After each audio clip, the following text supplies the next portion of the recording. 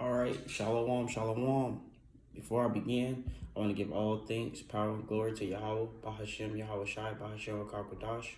Double honors to the elders, the prophets, the apostles, the wise men, our forefathers, Abraham, Isaac, and Jacob. Salutations to the hopeful elect that are out there pushing the truth to the four corners of the earth. To them, I say shalom. Today's lesson is going to be about monotheism versus polytheism.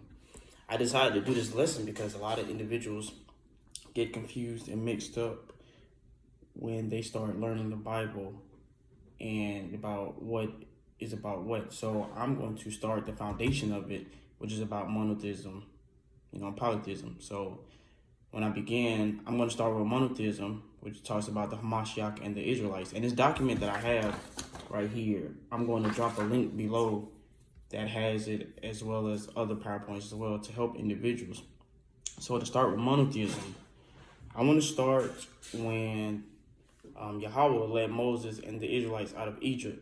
I'm starting Exodus 13, chapter 13, verses 17.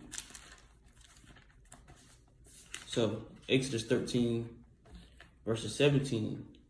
And it came to pass when Pharaoh had let the people go, that Yahweh led them not through the way of the land of the Philistines, although the water was near. For Yahweh said, lest peradventure the people repent when they see war, and they return to Egypt. Verse 18, but Yahweh led the people about through the way of the wilderness of the Red Sea, and the children of Israel went up harnessed out of the land of Egypt. So what that's talking about is when Yahweh led Moses out of Egypt, like I just mentioned. The next one that I want to talk about is when Moses received the 10 Commandments, which is in Exodus 20. So what he talks about in Exodus 20 is about the 10 Commandments. Everybody knows the 10 Commandments. If not, I'll drop the link in that one too. It's in Paleo Hebrew if you want to learn something new. So when Moses learned the 10 Commandments, one of the main ones was no other gods before me, which is Exodus 20 and 3 to be precise. So when he's saying no other gods before me, well, that's just that. You know what I'm saying? And what a lot of people get mixed up is, they think just because they're dwelling in religion that they're still praising to the Most High. But I go more in detail on that after I read through monotheism. So monotheism, like I said, started with Moses. Well, Moses is a part of, the children of Israel, or he's a part of the seed of Jacob, and the children of Israel are basically his 12 sons, which you can read about in Genesis 49 as well, when he blesses them. There are 12 tribes, and I'll give you 12 tribes. I'm going to go through 49. So the top one is Judah, right? So you have the so-called blacks, which represents the tribe of Judah. And then you also have, it's not going to be in order, but you have Reuben, you have Simeon, you have Levi, you have Zebulun, Issachar, Dan, Gad, Asher, Naphtali, and those are the tribes. I'm going to drop a link, like I said before, who they are in the Bible as well as who they are today. So, those are the children of Israel, or aka the Hebrew Israelites. It's the same thing, you know what I'm saying? Which, Genesis 49, like I mentioned, it was when Jacob calls his sons to bless them. Another important thing that I want to go through is in Amos, when he talks about Amos 3. Let me bring it up for you, Salakia. Amos 3 verses 1 and 2, because everybody thinks, well, the Most High loves everybody, and he cares about everybody and stuff like that. There's a lot of scripture I can bring out for that one, but like I said in this one, so hear this word that Yahweh has spoken against you, O children of Israel, against the whole family which I brought up from the land of Egypt, saying, you only have I known of all the families of the earth, therefore I will punish you for all your iniquities. Well, what is he talking about? Well, who did he led Moses, right? Well, Moses is from the tribe of Levi. The Levites are the priests, the Levitical priests. So You can read about that in Exodus 2. You know what I'm saying? When he talks about when Moses was saved out of the basket by Pharaoh. But Moses comes from the tribe of Israel, which you have to do your research about it because, a lot of stuff is scattered throughout the Bible. The Most High wrote it like that, or, told the prophets to write it like that. Therefore, everybody couldn't read it, only if you had the wisdom of the Most High to be able to read it. So that's what he's talking about. And originally, there are only 18 families. There's not 161 like a lot of people think, or 163, however. There are originally 18 families. And, all these documents that I'm talking about, I'm going to, put a link to it so that you can, learn about that one. I also have other sheets and stuff like that. So a lot of people be trying to figure out, well, who are the children of Israel today? Well, a few hints, I can give you besides, Deuteronomy, which I will read through. I can go through Numbers 15, 38 and 40, when he talks about wearing the fringes. Speak unto the children of Israel and bid them that they make them fringes in the borders of their garments throughout their generations, that they put upon the fringe of the borders a ribbon of blue. 39. And it shall be unto you for a fringe, that ye may look upon it and remember all the commandments of Yahweh and do them, and that ye seek not after your own heart and your own eyes, after which ye used to go a whoring. 40. That ye may remember and do all my commandments and be holy unto your power. Well, what is he talking about? Well, who wear fringes? Well, these are fringes, These are the fringes that he's talking about with the blue line. Well, whether people know it or not, the Native Americans always wore fringes. You can look it up. They might not have the blue, showing now. You might can find something like that. But a lot of them wore fringes, which you can tell now. That you can use as a hint to talk about, the Native Americans. The Aztecs did it, and a lot of people. I can give you another one. We're going to jump to Ezekiel. And I'll be Ezekiel chapter 12, verse 15. So, chapter 12, verse 15 says, and they shall know that I am Yahweh when I shall scatter them among the nations and disperse them in the countries.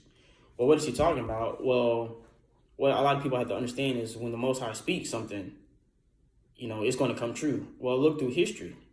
Well, when were the children of Israel scattered? Well, you can look at the transatlantic slave trade, you know what I'm saying?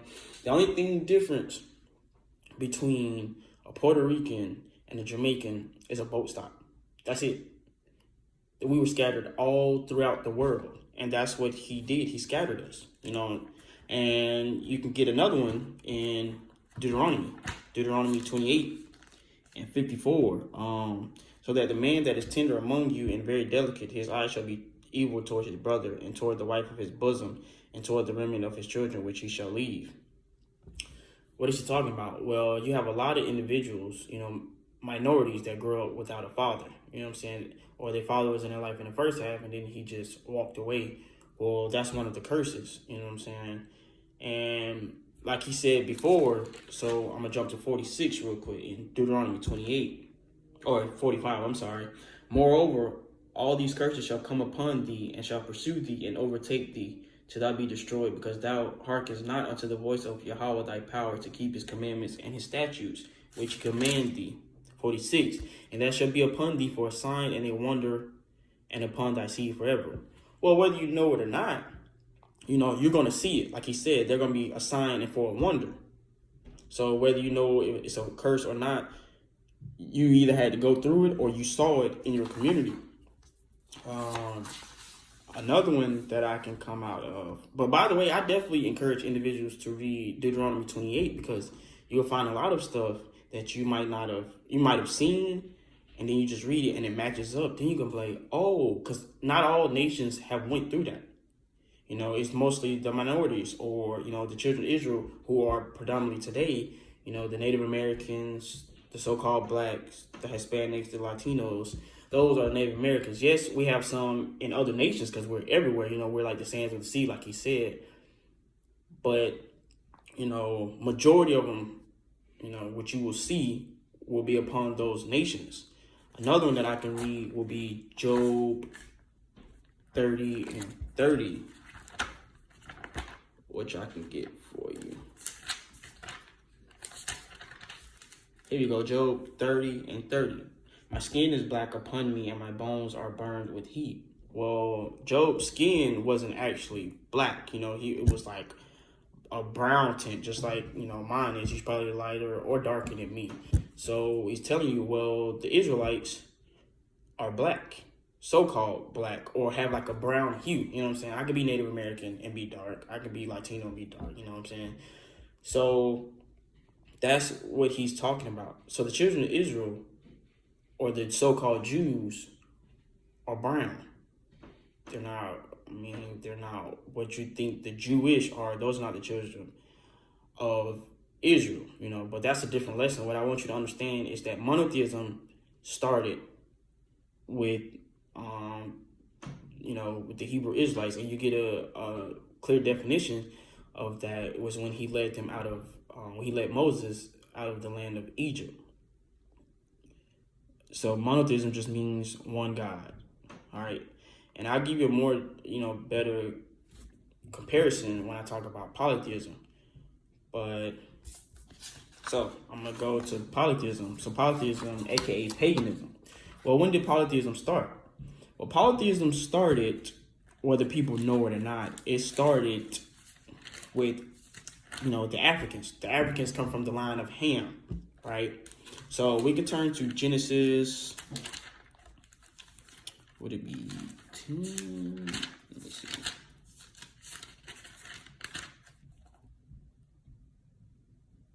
We can really start. Yeah, we can read through 10. So Noah, whether people know it or not, Noah had 3 sons, right? So Noah had Ham, which are the Hamites or the Africans, Shem, which are the Israelites, and he had Japheth, which are, I think they would be like the Middle Eastern or something like that. I'm not sure. Forgive me if I'm wrong.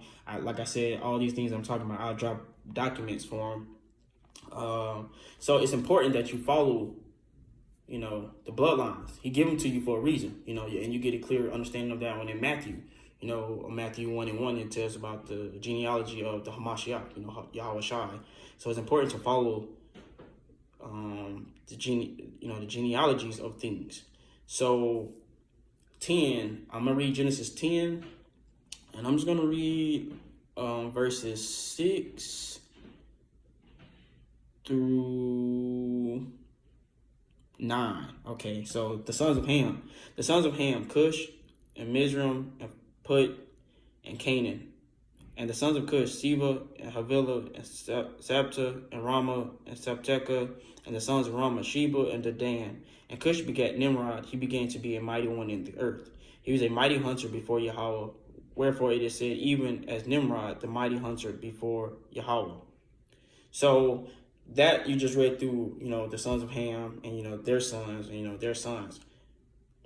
But what they don't tell you in here, what you have to read more on your own, I could find a video, and drop that about that one. Polytheism or paganism. Polytheism just means, many worships of, worship of many gods, and that one started with Nimrod and Cush and the Babylonians, or, the Africans. So Nimrod, like you said, was a mighty hunter, but Nimrod also used witchcraft to get, to gain his advantage over everybody. His father was Cush. All right, so Cush made himself a priest.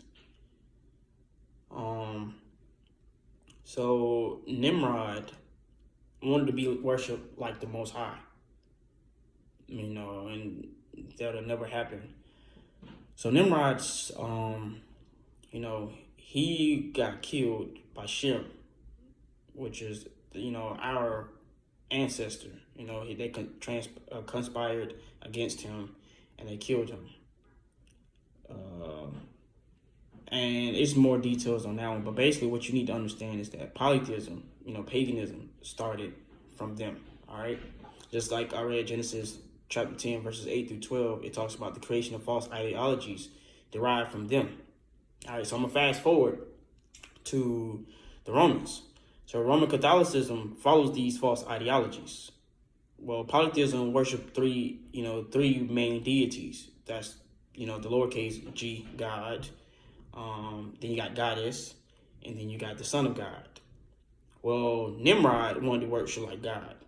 All right. And he married his mother, which was Semiramis, which is Ishtar, which is where you get Easter from. It's from the word Ishtar.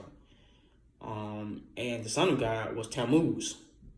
So when you're reading it, through the Bible, Roman Catholicism, you got God, the Virgin Mary, and the false God, Jesus. That's where you get those from. It's the same story. It's just different names. And that's why it's important to understand the foundation of things, because you'll get a clear understanding of it. So the Roman Catholics, like I just described, with, God, the Virgin Mary, and, the false God, Jesus, they follow these ideologies. Even if you don't know anything about it, the Romans always worship many gods. They have a deity for wine. They have a deity for basically everything. So what a lot of people don't understand is Roman Catholicism created Christianity. Christianity is a denomination of Catholicism. Same practices. It's just it's the same thing, really. But this was created after the death of Hamashiach in 1 AD by Constantine Roman Empire. And a lot of people don't understand that, and I'm gonna drop a document on that one. If you read the story about Jacob and Esau, well, the Romans were the Edomites, right? And Jacob and Esau has been battling for the longest. You can start reading the story on Genesis. It starts on 25 and 25, and he told I can't think of her name. I always get it. Rebecca. There we go. That two nations are in thy womb. So they've always had this beef going on. And what a lot of people need to understand, that the Hamashiach did not create religion.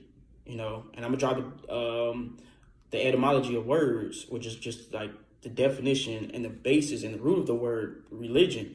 Religion basically means to just be combined or restricted and like basically put in a box, right? So that's what religion does. It stops you from actually understanding what is going on. We are spiritual individuals. The Most High tells you to come to him, in spirit and truth. Well, I cannot do that if I'm becoming religious. You know what I'm saying? So the easiest way to think about it is this. I'm going to use our people, right? Yes, our people did turn over the Hamashiach, right? You can read that in John. But, it was already prophesied on that one. So what you have to understand is the Romans, the AKA Edomites, which the Most High hates, you can read that in Romans 9 and 13. The Edomites are the so-called white man today, they're the ones who killed him. So it's what you have to understand. Those are the ones that killed our, the Hamashiach. So it looks bad on us because, one, we gave up our Savior. And then a year later, after he died, they created Christianity. And our people wanted to go join them. Think about it, right? I'm going to put it into like a way that you can understand. All right, so one of your family members goes missing or tragically dies, God forbid. And, you have the suspect, that's, they're locked up and stuff like that. And you try to, and they ask you, the people who burying your family member, well, can you tell me anything about him? Well, no, they can't. You see what I'm saying? So it looks bad on us simply because, one, we gave him up. That's betrayal. Then two, after that, we took upon a religion or followed after the bloodshedders that killed our Hamashiach. They cannot teach you anything about your Savior because they don't know. You see what I'm saying? That's like if you ask me, about, the practices of Hinduism and stuff like that. I mean, of course, I could do my research and stuff like that, but I don't know anything about it. You see what I'm saying? So when people are asking a stranger about the Hamashiach, they can't. Especially if it was an arch nemesis. You see what I'm saying? So it looks bad on us because we betrayed him. And then on top of that, we took upon a religion based off, from the bloodshedders that killed our Hamashiach. So we already looking bad. What you also have to understand is, the word Jesus is a Greek God title, right? There is no J in Hebrew. There is no J in Paleo Hebrew. I'm sorry. Paleo Hebrew is different than regular Hebrew. There is no J in Paleo Hebrew. And I can show you the document. I have it printed out.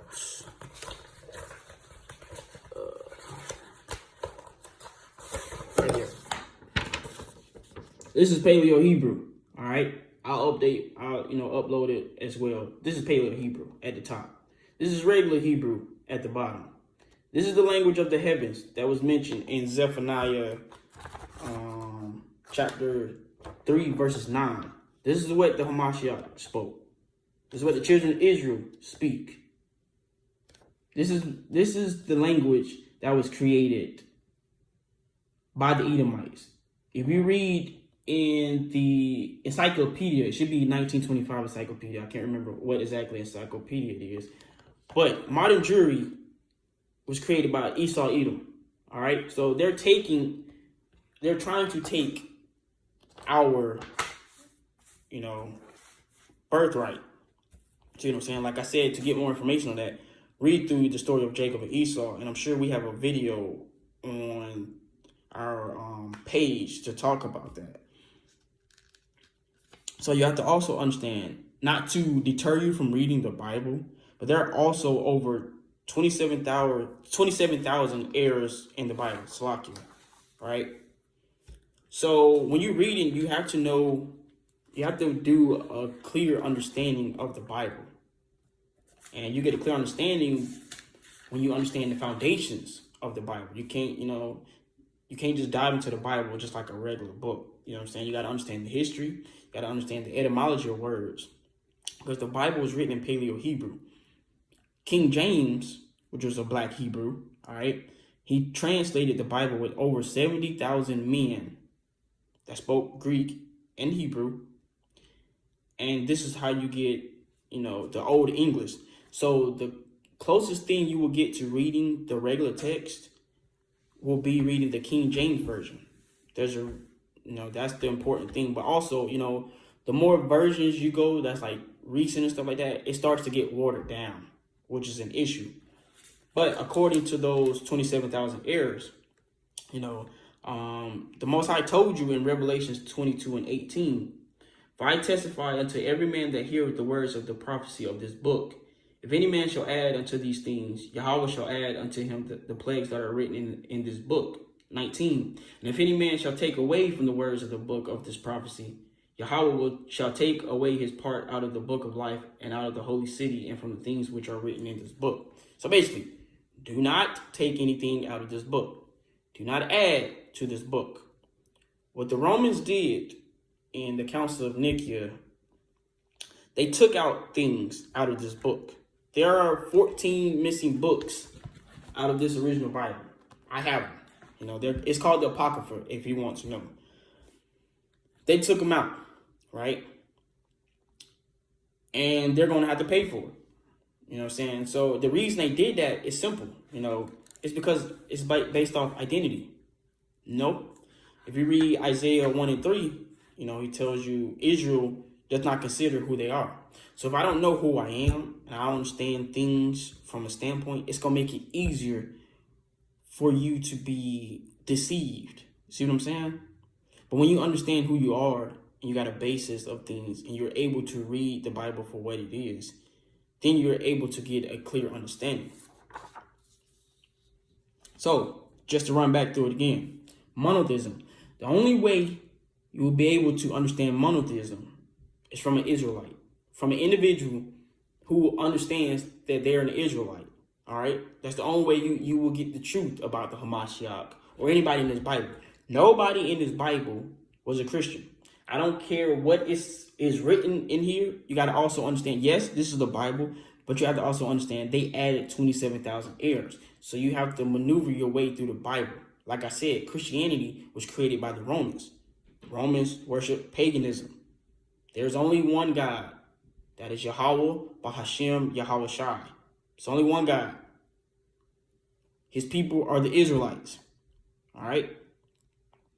Polytheism was created by the Africans, right? Another nation. The Hebrew Israelites and the Africans are two different nations.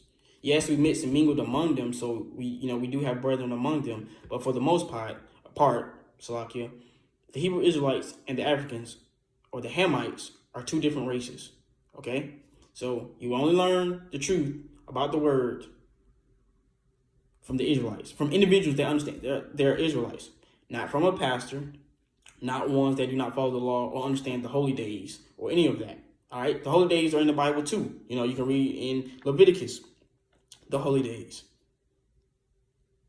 Polytheism, like I said now, is the worship of many gods. The Romans created Christianity. It is a denomination of Catholicism. They also created other stuff like Baptists, stuff like that. But majority of our people are Christian or Roman Catholic, Catholics. You got some that's Baptist and stuff like that. But Christianity was created by the Romans. The Romans are the Edomites, all right, the so-called white man, the deceiver, the devil. That's why they call him the devil. The devil just means deceiver, which is why it's important to understand the etymology of words, okay?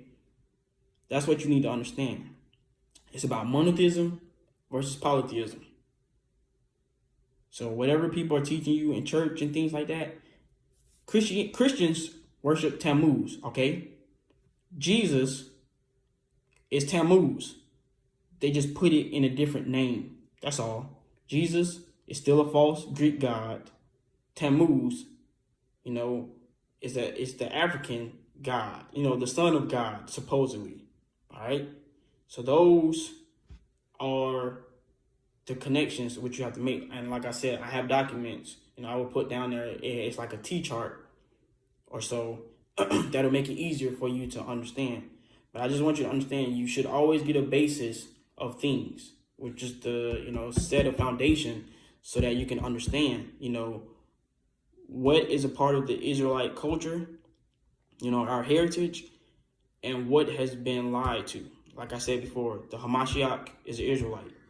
He comes from the tribe of Judah. He's the son of David. He's a black man, so-called black man. All right, everybody in this Bible, from Paul to the rest of the prophets, they're Israelites. Nobody in that Bible was a Christian. Just because it's written in here doesn't mean anything. Like I said, it's errors. Hopefully this lesson was edifying. Before I get out of here, I want to give all praises, power, and glory to Yahweh, Bahashem, Yahweh Shai, Bahashem Karkadash. Double honors to the elders, the prophets, the apostles, the wise men, our forefathers, Abraham, Isaac, and Jacob. Salutations to the hopeful elect that are out here pushing the truth and the wisdom and his knowledge, risking their lives and freedom to do so. Shalom.